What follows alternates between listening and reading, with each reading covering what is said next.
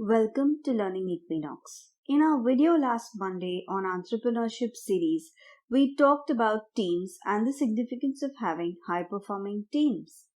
How, as an entrepreneur, you can build on these teams and grow. Today, we shall move a step further and understand about business automation.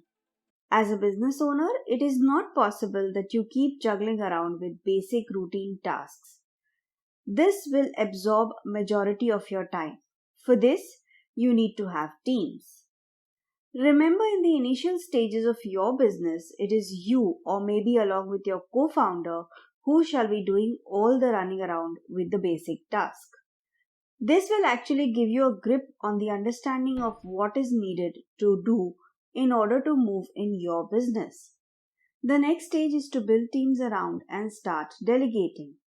Remember, you're not opening a small shop, but opening up a large scalable business. Thus, it's important to build it with adequate resources. For the ease of understanding, we have split this video into three parts. Firstly, we shall understand what to delegate. Secondly, we shall understand how to delegate. And finally, we shall look into what sort of reporting and review mechanism we should have in place. So let's get started.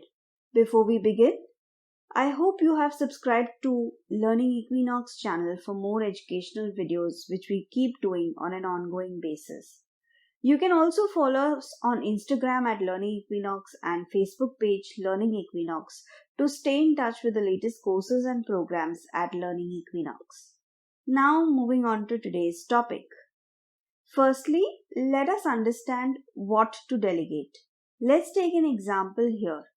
When you are in the hospital and you are, let's say, hospitalized for some treatment under a certain doctor, the doctor is not available 24/7 to your disposal.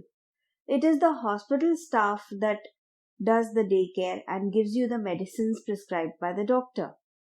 The doctor only pays a visit during the day at a specified time, or in case of emergency, he is called. Same is the case of delegation in your business. There are some people who will delegate every small job, while others will spend the entire day just doing routine. None of the way is correct. In the initial stages of your startup, when you are running around with every single task, it's important to brainstorm what is critical and what is not. When you list tasks, you realize that there are so many things that eat away 80% of your time, but they contribute only 20% to the bigger picture of your business growth. They are important, but they are still not significant to the growth of your business. These tasks need to be delegated. On the other hand, you will see that there are certain tasks which contribute to 80% of your profit, but take only 20% of your time. These are the things that you need to do by yourself. You cannot delegate these tasks. So in this way, you will first have to understand what to delegate either to people or systems. When I say systems, I'll give you another example. If you keep a steno to type letters as you used to do in the past, it is no longer required. Now it's just a matter of typing a short email on your mobile or just sending a simple SMS. So here you have delegated the routine task of a steno to yourself. You're doing it yourself with the help of advanced technology. So whether it's people or systems, you can delegate different tasks to different people as well as systems, but make sure you do that in the right manner. Once you have decided what to delegate, we move on to the next. The next is how to delegate. Understanding team members plays a very significant role here. See if someone you delegated the task is doing repeated mistakes. If yes, discuss. Maybe he has not understood what is expected out of him, or he is just not equipped enough to do that task. Change his role accordingly. Understanding people and what each one is comfortable doing is a key role here you need to play in the shoes of a leader. This can be studied by job enrichment as well. Define clear roles and responsibilities and tell them how they fit in the bigger picture is a very important role before delegation. Not only does this give your team member proper direction, but they also know how they are contributing to the mission, and value of the organization. Ongoing trainings and learnings will keep build in enthusiasm amongst team members to understand more about the various activities in different departments of the organization. This will help you in turn delegate effectively the right kind of job to the right person. Now coming to the third and the last part, which is about reporting and reviewing. It's important that there's a maker checker role in your entire delegation process. What do I mean by this? This means that any work done by a primary worker is reviewed by another, whether systems or people.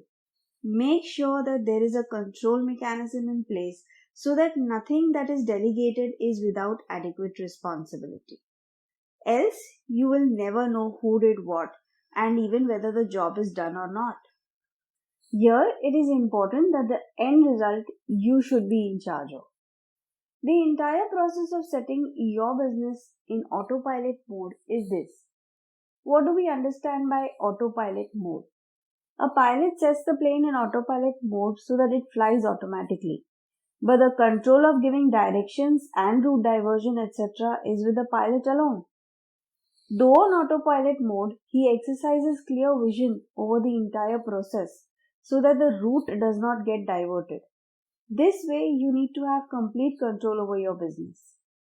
This can be led by either you yourself or at least by your leadership team level, so that you are in charge of your business at the end of the day. This brings us to the end of our video today. Hope you liked it. Feel free to share your comments in the comment section here. Subscribe to our channel Learning Equinox for more such educational videos on different topics. Thanks for watching. Stay tuned for more.